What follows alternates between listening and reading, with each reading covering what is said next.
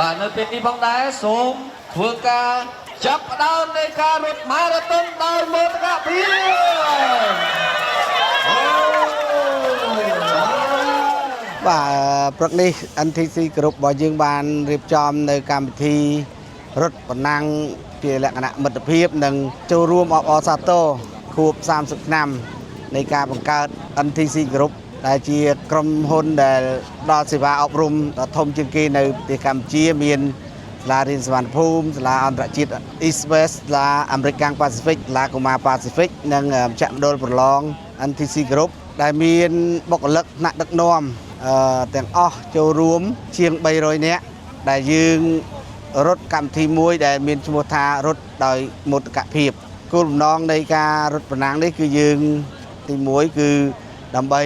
រំលឹកខួប30ឆ្នាំនៃការបង្កើត NTC Group ហើយមួយទៀតគឺដើម្បី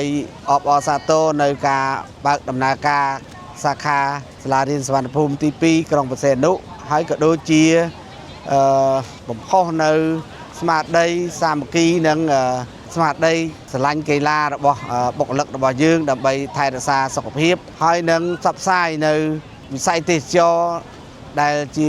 វិស័យមួយដ៏សំខាន់ប្រចាំខេត្តបរសេនុរបស់យើងជាពិសេសផ្សព្វផ្សាយនៅឆ្នេរសមុទ្រដ៏ស្អាតរបស់យើងហើយឆ្នេរឱកាសនេះដែរ NTC Group របស់យើងធ្វើការរត់នេះក៏ជាការពញ្ញាក់ស្មារតីដល់ភ្ញៀវទេសចរទាំងអស់ដែលបានអញ្ជើញចូលរួមធ្វើការកម្សាន្តនៅតាមបណ្ដាឆ្នេររបស់យើងនៅតាមបណ្ដោយឆ្នេរទាំងអស់នៅក្នុងក្រុងរបស់យើងនឹងឲ្យមកអង្គុយលេងមុជទឹកសមុទ្រលេងហើយ